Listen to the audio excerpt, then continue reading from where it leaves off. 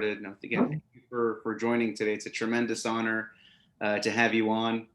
And Dan, you don't need a big introduction, but we have Dan Grimaldi, most notably known for the HBO hit show The Sopranos, from season 2 all the way to the finale, seasons 2, 3, 4, 5, and 6, and A and 6B. Tremendous honor to have you on today. Thank you. The fan in me just wants to jump right into The Sopranos, but you've been in the industry now for over 40 years. I know one of the movies, your first movie, 40, 48 years and 2 years of studying, 50 years. Oh, that's awesome! Because the very first movie that you came out with was "Don't Go Into the House." That was my first starring role. I had done a couple of movies before that, but in smaller roles. Do you mind sharing kind of what got you started in the industry? Oh, it's a long story, but okay, I'll tell you. I did plays in grammar school. I played the Bee in Ferdinand and the Bee. I played Clement Clark Moore.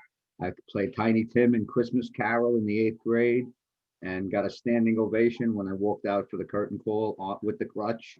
So I was a ham, and as a young person, but I had no aspirations to become an actor. I was good at mathematics, so I got scholarships, fellowships, and a PhD in computer science. And I went to work for Bell Labs, which was one of the best think tanks in the country.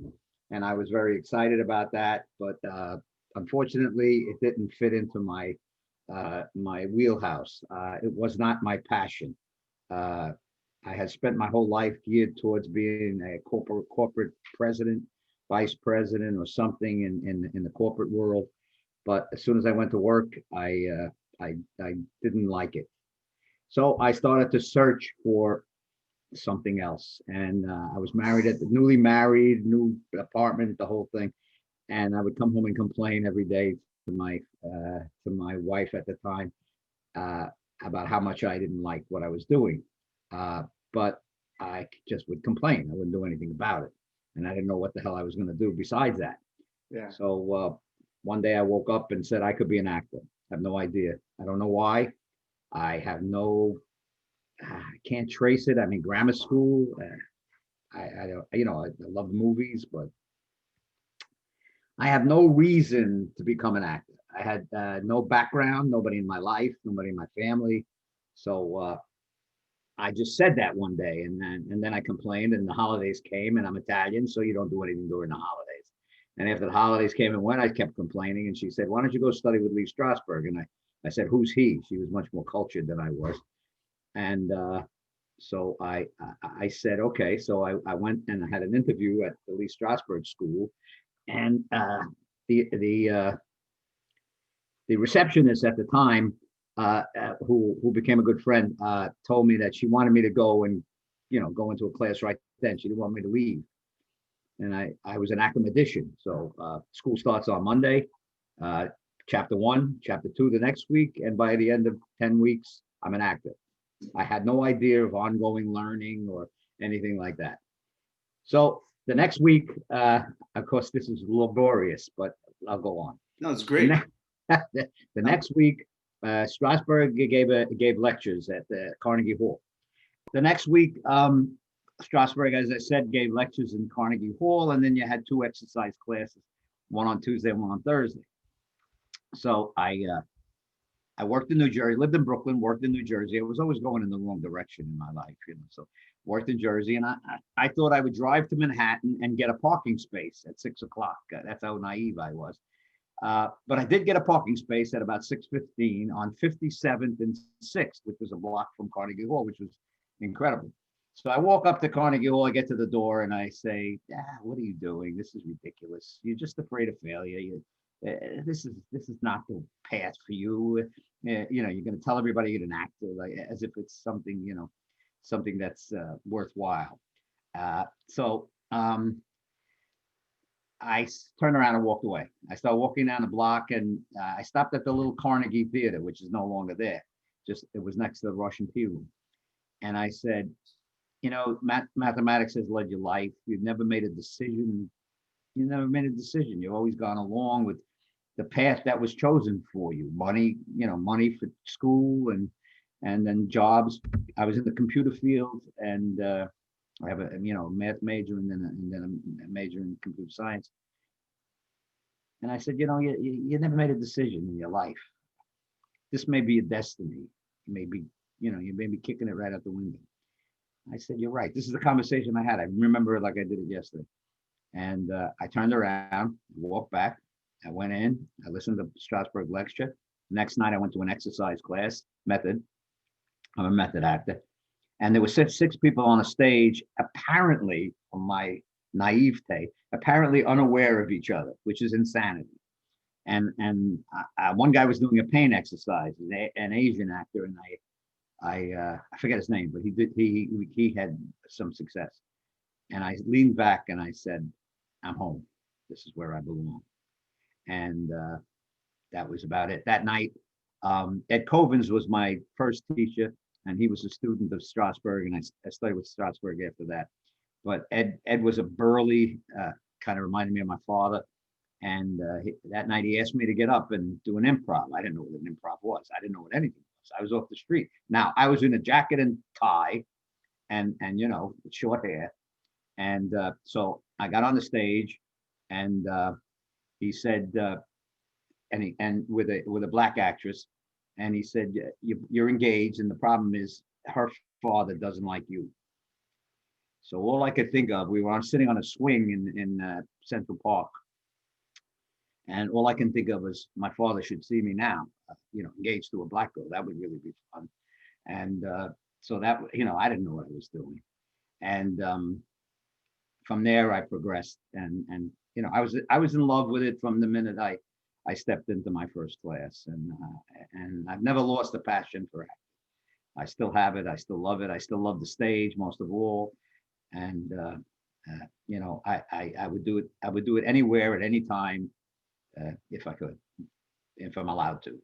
No, definitely. I mean, as far as the role of Patsy, I mean, just a tremendous role and very natural. Now it makes sense as far as how well and why your performance was so well with that experience. The method acting experience. And you mentioned Lee Strasberg. I believe that's the same school that Michael Imperioli went to. Yeah, Michael went there, and John Ventimiglia. They were classmates. Yeah, Mikey. Well, I just did the Sopranos podcast, and yeah, Mikey always tells the story. I tell the story that I played his father in his first play, and Half Deserted Streets was the name of it. And he tells the story, but he said that he was a fan of Don't Go in the House when he was a teenager, and then all of a sudden here he is working opposite me as if it was a big deal. I said, when I saw your audition, I knew you were destined for greatness. And he's a multi-talented individual, just so much talent, Mikey. And it's such a great individual too. Yeah, no, definitely some amazing talents have been produced from Lee Strasberg's acting school. And yeah, I know I did see the podcast, and he'd mentioned and also from other interviews that Michael Imperioli plays Christopher in The Sopranos. He's mentioned fellow Sopranos castmates that have also gone there. So we're fortunate as fans that you guys kind of all went to the school and then ended up reuniting years later on such a good show. And it just makes sense now why everyone's performance was so good. Yeah. Yes. A lot of good performances and a lot of good actors. So as far as because initially your role, you joined the cast of Sopranos in season 2 as Spoons. You were the twin brother of Patsy, and eventually that character was killed off by Gigi. Did you know at that point that your character was going to be returning in season 3 as the twin brother? I was hired for 3 days in 1999 to do Philly Parisi. And at that time, The Sopranos had become a hit. It was October of '99. And every actor in America wanted to be on The Sopranos. And I was just thrilled. I had a great scene, basically myself. Gigi didn't say very much. I did a monologue in the car at that one point. And so I was very happy with that. the crew was in Naples shooting the Italian scenes. Chase was in Naples, and when he came back, he saw the rushes, and Alan Coulter was the director. In fact, I said to Alan, you know, you have to kill me. Can you miss? And he said, Danny, sometimes people who die on the show, it's very good for them. I said, well, okay, all right, so I'll die. But Coulter called me because when Chase watched, and Chase has told the story, and it's a joy for me to hear it. When Chase watched the rushes, he looked at my performance as Philly, and he said, "Who's this guy? I don't want him dead. Why'd I kill him?" And Terry Winter, I think, was in the room too. And Terry said to him, "You know, if you want to play the twin card," and Chase said, "I can only play it once." And he said, "I'm going to play the twin card." And also there was a sound which I used to think that's why he what he loved. It was just you know, Jesus said something to Philly, and Philly said, this is who leads us now. But and it was very, very Sicilian or Napolitan. And when I see Philly, I see my father. I think I channeled my father, and I always thank my father for my role on the Sopranos, because I think I was channeling him. He was a very tough little Italian guy, longshoreman, named Lead Pipe Louie, and which when I hit the guy with the lead pipe was very ironic. And I told that to Chase. I said, "You have no idea, but my father used to carry a lead pipe." And so when I had to use a lead pipe, I said, "Boy, I tell you, what goes around comes around." So no, I did not know. And then Coulter called me and told me, you know, how much Chase liked my work, and I was happy, but I was frustrated, and my son was in the room, my oldest son Michael, and he said, "That what's the matter?" I said, "You know, I love the praise; it's very nice, but I need a job." And then there was rumblings that I might go back, and it was October, and then in January they brought Patsy in for the last on the dream sequence on the bench. Yep. And then also he had the one scene with the fur coat. But then I had to wait 6 months because August is when they started the next season 3. And so I told my youngest son, James, I said, I was on a trip to Italy, and I said, if they call, no matter what time it is, call me. And they called, and they told me I was going back. And when I went to the costume department, they had a closet, a rack, and I had always been a day player, so I never saw anything like it. And Juliet, who I loved, the costume designer, she said to me, "I guess you're going to be in a lot of scenes." I said, "Well, that's very nice." And so I did 47 scenes, and all I wanted to do was be alive at the end, which I was, and I was very happy with that. Yeah, no, I definitely, you know, you mentioned the pipe, and I definitely want to get into that because that's one of my favorite scenes on the construction site. So I definitely want to talk about that. But yeah, one thing that I wanted to mention, this was from an interview that I watched with Michael Rispoli, who played Jackie Aprile. Because initially the show, you know, when they shot the pilot, I believe it was shot in '97, and it then came out in '99. And at that point, you know, Michael Rispoli, you know, only had, you know, he knew he was going to be in a few episodes, but he wanted to be on the show long term. And I heard that he mentioned to the creators, you know, can I have a twin that, you know, gets out of jail, you know, that comes back, you know, from jail and then join the following season. And then they eventually used that as the Ralphie, I'm sorry, the Richie Aprile role. But then in the following season, they kept in the twin brother idea. And I always wondered if that's where they got the interest of bringing in Patsy off of Michael Rispoli. No, I think Chase is such a genius, and he's such a great showrunner, and he knew that he could pull the twin once. Yeah. And so this was when he was going to pull it. He was convinced that he wanted to bring me back. So yeah, no, definitely. I think that was his decision at that moment. I don't think there was any prior twins thought of. I think he just really wanted to bring me back, and which I'm very grateful. It's such a great show, and you know, it's just, you know, it's history. You know, and being a member of a cast of the greatest show in the history of television, it's kind of really nice. and being on some and being such a a recognized character, two recognized characters, and Oh, especially for the fans.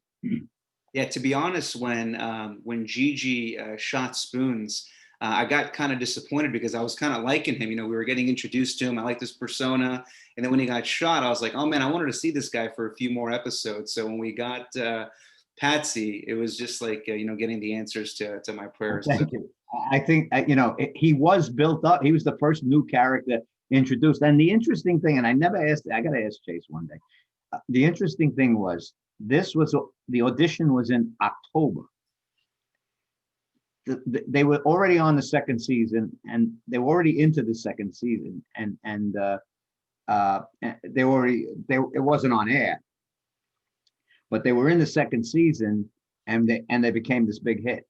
So I often thought that Philly was like a prologue. He summarized the first season in 2 minutes. He told about the guy, Tony going to the psychiatrist, and he just told everything. If you didn't see it, if you listened to Philly and you didn't see the first season, you would know, you would be up to date. mm-hmm.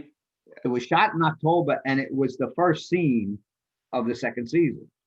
So I always thought that it was like Chase trying to, that it became a hit, and trying to explain a little bit about it, about the series before it started. Now I have no idea if that's true or not. It's just a supposition, and I've never asked him about it, but it seems to be that way. I mean, because he did explain the first season, and he looked like a really new character, that he was going to really be a big character, and in 3 minutes he was dead.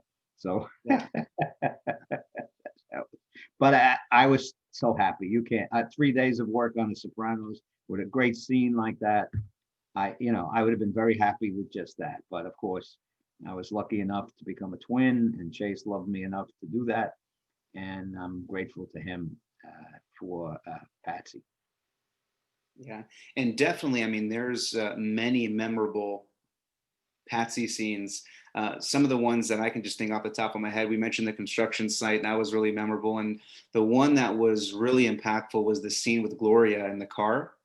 That was a really, really deep scene, and I just knew when I saw your character, test driving the car, I was like, this is not going to be this is going to end bad for somebody.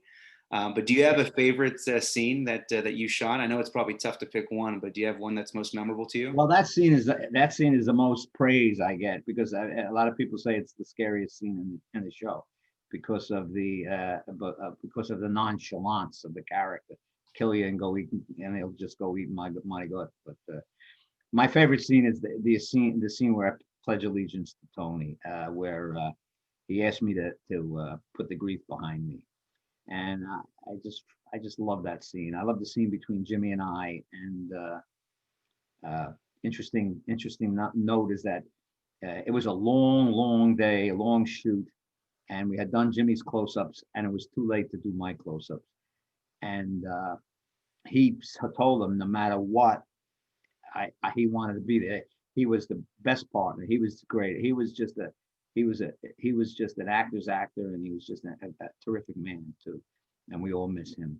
And he told the crew, I want to come back and feed Danny the lines. But they didn't tell him, and it was shot like 6 o'clock in the morning. And one of the assistant directors read his lines and almost mimicked him to a T.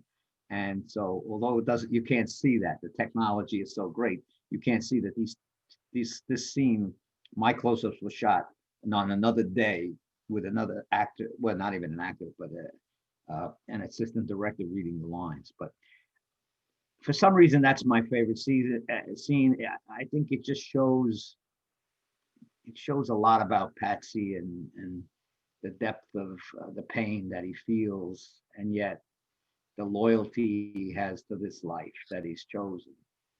And he would like to put a bullet between Soprano's eye, but he's the captain, and you just respect the captain. Yeah. And as I used to tell Jimmy, I'm not afraid of you. I respect the office. I'll put a bullet in your head in 2 seconds. And I used to say, always remember that. None of us are afraid of each other. We're not. There's no fear here. There's just respect. Yeah, there was a lot of respect between Tony and Patsy, because Tony was aware of kind of the stress and the things that Patsy was doing. He was getting drunk a lot, and he was talking a lot, and and normally in that world, for someone doing that, they would get whacked. But Tony didn't want to whack Patsy. He really wanted to make this work, and Patsy was loyal to the very end. You know what I mean? I mean, Patsy stuck with Tony till the very, very end. You guys actually became in-laws. So you guys are family now. That's right. That's why I went to. I wish the season would have went on. Yeah, yeah, and also too, kind of jumping to the last season. I mean, you were going to become captain as well too. So you're also going to get a bump. So that definitely. Finally, finally, got passed over too many times. Yeah, yeah, I definitely wanted to see you get it when they were trying to figure out who the acting captain was going to be. Right, When they gave it to Christopher, right. and you did such a good job. You were just looking, you were so pissed, and that kind of built off, into a few episodes. And Right. eventually, I was, Patsy always wanted to be captain, and he always felt he was very very angry and bitter about not being elevated. But as an actor, I sometimes said, if you become captain, you could get on a track where you're going to get killed. So maybe you're better off staying a soldier. I do actually have. Like Gigi got on a track and that's it. He got killed.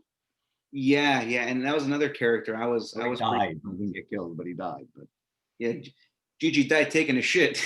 no, He said- it's yeah, no, not the most ceremoniously way to go. yeah, yeah, no. We did an interview with John Fewer, and I loved his character, and he's awesome. In Sopranos, he was also great in Brotherhood as well. And yeah, I mean, it was one of the Law things. and Order. He was on Law and Order for 9 years. Law and Order as well, and John's a great guy. We were good friends, and we every day we would say, "Are we going to get killed? Are we going to get killed?" We felt like mob guys. We were always worried about getting killed, and being off the series. And that was a running joke between him and I, and a lot of actors on the show. yeah, Always looking over their shoulder as to if you were going to get killed, and then not. And now when I watch TV and I see a major character get killed, I look at him. I say they lost their job. How sad. yeah, yeah. And I know that's one of the fears that because it was known that David Chase would give you a call, Yeah. or take you out to lunch and then end up letting you know that you got whacked. Phone call you never wanted to get. You Yeah, love David, but you didn't want him to call you. yeah. Are you able to share any experiences from any actors that did get the call, and kind of what was that like? Or are you able to share any? Are there any funny stories from that? I don't know, personally. The only thing I know is what Chase said, that that he would do that. And it bothered him, that he was losing his actors, but in the realm of the show, they had to go, and he didn't cherish making that phone call, but he made it out of respect for the actor, and he always said that the actor that fought him the most was Al Sapienza, because he just didn't want to die, Mickey, and he came up with so many scenarios. Chase said this on an interview that Al tried and tried and tried and tried. He came up with so many ideas of why he shouldn't be killed, but David just told him, look out, you got to go. That's it. Yeah. And that was it. Yeah, no, he was a great cast as well too. But it just every death, I mean, it fit the story. Nothing, seemed forced. But yeah, no, I mean, in that world, it's either one of two choices, or where they end up is either in prison or dead. So yeah, definitely they fit the narrative pretty well. And another scene as well too, when Silvio got shot in the car, at the strip club, that run that you did when you left. I always remember how My ego intense. was involved there. I was one of the oldest cast members, and I was very fast runner when I was young, and I was still running at that point. I was still jogging, and I just wanted to amaze everybody with my speed. So I ran down before I even got in the stream. From the car to the stream, I would sprint, and then when we got to the stream, I sprinted in the stream, and I actually fell on, I think, one of the takes, and I thought that's the take they would keep, but they didn't keep that one. They kept another one, and it was the same thing as on Columbus Day, climbing the pole.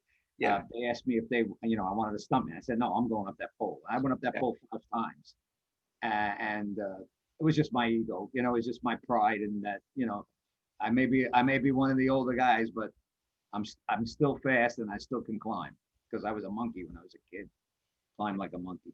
Now, I always remember how intense that scene was, and you had the vein coming down from your head too. I mean, you were in it. It was so good, and yeah, I was one. I mean, I was disappointed to what happened to Syl, and I was glad that at least someone was able to get away. For me, like I kind of live vicariously through the characters, so like I didn't want to see anybody get killed. And right before that, we had Bobby, get shot. That episode before the finale was really, that was one of the most intense episodes of the entire series, and everything was just coming to a brutal climax. Yeah, yeah. And that scene, a lot of times I get teased that I was a coward, and I say no. A wise man runs when three guys are shooting at him. What else were you supposed to? And you were shooting back. You were shooting. You were shooting back as well. I mean, you probably saved Silvio because you were shooting back, because they ended up leaving too. So even though he was in a coma, but they would have got more shots in if you hadn't do that, because you were firing in the car and as you were running away. Right, I was, yeah. So no, definitely. I do have a few questions from the fans, and I promise they're all gentle questions. Okay. And we actually covered some of these, but one question we got: what was your favorite episode of Sopranos? Not necessarily one that you worked on, but any episode. Do you have a particular favorite, just as a fan? Pine Barrens, without a doubt. Pine Barrens, funniest one. That was, the show was a comedy. It was written very comedically, and the Pine Barrens was just the penultimate episode of comedy. Yeah, and Mikey and Tony did such a great job. It was hilarious, and I love that. I love that episode. I love every episode. I'm a fan. I was a fan. I ran home on Sunday nights. We shot, and then by the time it was airing, we didn't. I forgot. I forgot even what scenes I did. And you'd run home on Sunday night just like everybody else, close the doors, take the phone off the hook, and watch. And ones that I was not in, I didn't know what was going to happen. I hadn't read the script or anything, so I was a big fan. But the Pine Barrens, I really love the Pine Barrens. I love so many of the episodes. It was such a great show. There were just very few episodes that were not superior to any other TV shows. Yeah, Pine Barrens is one of those episodes where it could have just been a movie in itself. Yeah. Well, essentially every one was that way. He shot like a movie. I mean, we really did. We shot 14 days. Most episodic shoot 8 days. We shot 14 days, 12, 14-day schedules. It was shot like every episode shot like a movie unto itself. You could watch each episode took 14 days to finish. Yeah. Yeah, 12 to 14 days. Wow. As opposed to 8.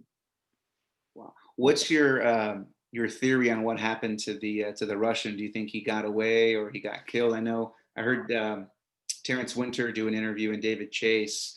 Terrence Winter had written that potentially in a later I think season 6, they were going to bring the Russian back with Christopher and Tony visiting Slava, and maybe seeing the Russian with half his head missing, to where he sees Christopher and knows who he is, but he doesn't have, his thought, channel is kind of gone and he can't speak. That would have been pretty epic. And I think Terrence Winter had said that this would be great for the fan service. And then David Chase had said, that's exactly why we can't do it. Not do it. And it's just, what happened to the Russian? What happened to the Russian was the philosophy of the show, which is that there are loose ends in your life. Things do not get tied up. We watch TV, and if TV was the only source of your life experience, you would think everything was solved in 58 minutes. Crimes were solved, and romances were culminated. So I think one of the philosophies of the show, which was just the way human life is that we have a lot of loose ends. Things don't get tied up, and that's what the Russian. To me, that's what the Russian was. What happened to him doesn't really matter. Exactly. And you're probably going to guess what the next question we got from the fans. Did Tony die in the finale? Oh, Jesus. It's again, it's the same kind of answer. It's the philosophy. I think these people go on living. We're not watching them anymore. That's it. So if they, you may, yeah, I don't call television art, but art is, is a an expression that which is an individual expression. And when we look at a painting, we all get different emotions. We get different things out of a painting or a song. Or so that last scene, to me, was art, because whatever you get out of it, whatever you draw from it, that's what is. It's your perception that creates the ending. I think basically, and again, this is supposition. We're just not watching these people anymore. Yeah. And of course, we know Tony eventually is going to be killed. He's a mob guy. He's a captain. He comes from a small group. New York is tired of him. So eventually, somebody's going to wipe him out, or some young buck is going to come along and kill him. He'll get his, as they all did in real life. Which is what should happen, because we depict serial killers. These are people who kill without remorse, and they would kill their own brother, as evidenced in Godfather 2. Yeah. And we as fans, I mean, for some reason, we're drawn to the anti-heroes, and Sopranos was that show that kind of had the first. Well, there's martial arts, and there's mob, and westerns. Westerns lasted 100 years, Yeah. and the mob films will go on for another 50, 60 years, whatever it is. They have a life. But I think we live vicariously through these people who just have enormous appetites for everything, and just about do whatever they want to do. And we can't do that in a civilized society. If a Paulie Walnuts is online at a DMV and he doesn't like what's going on, he might grab the clerk and force him to give him his driver's license. But we can't do that. So we watch these people with big appetites for eating, for sex, for women. It just they get away with everything, and we would like to have part of that. We'd like to have a taste of that. So we watch them. Yes. Speaking of mob movies, did you get a chance to watch Martin Scorsese's The Irishman that came out last year? Yes, what were your thoughts on it? Well, he's one of the greats of all time, and putting together that cast, it raised a lot of questions. People actually believe that that's what happened, and really that's not what happened. I don't think, in my mind. But again, he's one of the greatest filmmakers that we have, and so he scored big again. Yeah, I have the book. I heard you paint houses, and always same thing with the Godfather. The book is always a little bit better than the movie. I love The Irishman. I thought it was great, but I love reading the book before watching the movies, because you just get a little bit more detail that you miss, that you just can't fit into a movie. But no, you can't. You have to decide on what you think is cinematically relevant, and it's going to move an audience, and that's what filmmakers do. That's we want to bring knowledge, and we want to bring emotion, and we want to bring questions to our fans. Did you know that Silvio, the Silvio actor, was going to be in The Irishman? He forget the name, what singer he was portraying, but he was in The Irishman. Yeah. No, I didn't know that. No, it was a surprise to me too. Yeah, I was watching. I was, because he obviously is a singer, and I was like looking. I was like, oh man, I was so excited. He's a rock star. He's a rock star. He's a big rock star. Yeah, he's the biggest star on The Sopranos. Yeah, no, definitely. I can definitely just spend an hour just asking questions on him. But yeah, I was super excited, to see him among there was a a few Sopranos cast that was on there, but him definitely I caught him. I was like, man, that's awesome. Yeah. Interesting. The next question we got: will we see a young Patsy or a young Spoons in the Many Saints of Newark, the Sopranos prequel? Probably not, because he's a New York guy. Don't forget, they came over from New York. Yep. So I have no knowledge of anything about the prequel. I don't know anything about it. I'm gonna watch it like a fan and go see it as a fan. But I I doubt that we'll see Philly or Patsy, because they were again, they were New York members who came over. Patsy came over after Philly was killed. And Dan, do you mind sharing some of your? Do you have any upcoming projects that are in the works? Anything that we can see you in? With the pandemic, everything's been put on hold. I had a film that we were going to shoot that's been put on hold. I had the possibility of a Broadway play. I'm a stage actor, and I love the stage. So I had the possibility of we had the money for a Broadway play, but that didn't happen.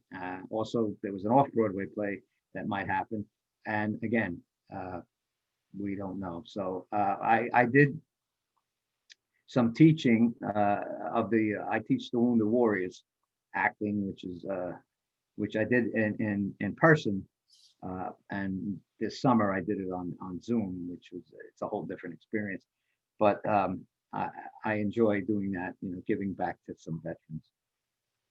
But other than that, projects, TV started up again. I don't have anything imminent. So if anybody's out there, I'm ready to work.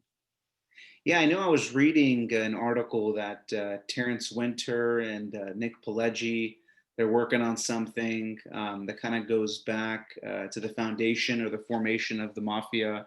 That they were going to do like a periods piece, like the 20s, the 30s. Wow.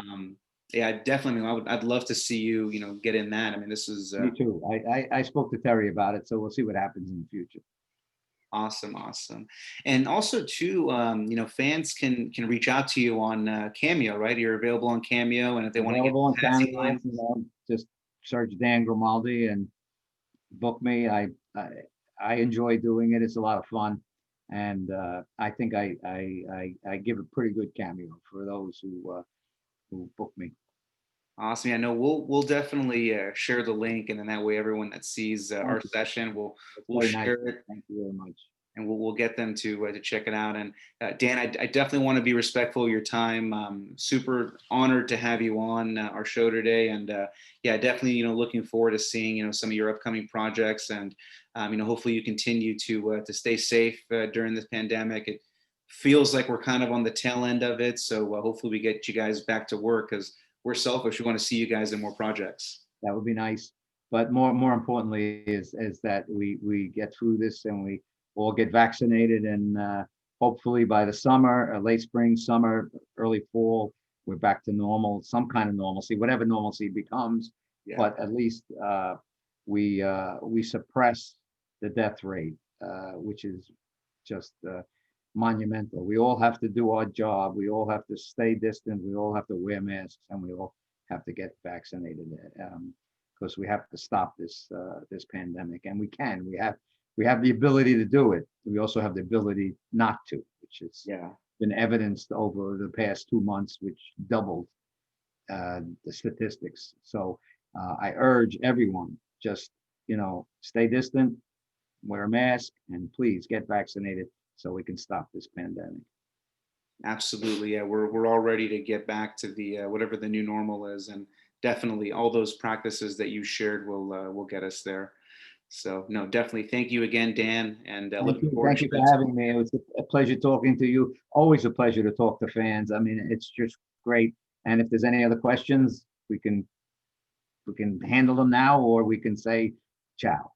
Oh, yeah, actually, one thing I did forget to ask: Sopranos Con is going to be in July. If everything goes smooth, are you planning to attend? Oh yes, they have done Mike Moda and Danny Trader and Joey Fama. These three men as my wife Lisette says, they have kept the Sopranos alive, Oh yeah. in real life. We had Soprano Con, and then we had an event at the Soprano House in Caldwell, New Jersey. And now we have Virtual Con. We actually have an event tomorrow night out in Pennsylvania where they're starting Virtual Con, which is going to be a platform for fans to access the actors in various ways. And then hopefully Soprano Con in July. And it was such an exciting event. It was way beyond anybody's imagination what they did. It was just incredible. We had a great time. We had a great time doing it, and it was like a reunion for us. There were many of the cast members hadn't seen in a while, and some of them very close, like Drea, Di Matteo, and Aida I see once in a while, and David Proval, and people who we all worked together over the years. It's really funny. We have cross paths. I mean, I've worked with David and with Drea and with Mikey and with Tony Sirico and with Frank Vincent, rest in peace. And so many actors. And Aida and Sharon. We've worked together through the years. So it was great to see a lot of people at Sopranos Con. And if it comes up, if you're a fan, it's a great event. It really is. It really is. Yeah, no, I wasn't able to make it to the first Sopranos Con, and then this past year it got rescheduled. But I got a very special VIP gift for this upcoming year, so I got my ticket. So I'm super excited. Mom Movie Con, yeah. Yeah, definitely excited. I think this is the Sopranos Con. I think it's part of the. Yeah, it's Mob Movie Con. Yeah, Yeah, that's what they're calling. This one is not only Sopranos, but I think all mob movies. Awesome. Yeah, so I'm super excited, and yeah, definitely if you're there, I'm gonna have to snatch a picture when I see you there. Oh, please do, please do. Awesome. Thank you very much, and again, take care, and hopefully. Okay, you too. Thanks for having me, and enjoy the night. And again, wear a mask, stay 6 feet apart, and get vaccinated. Excellent. Thank you very much. Take care. Ciao.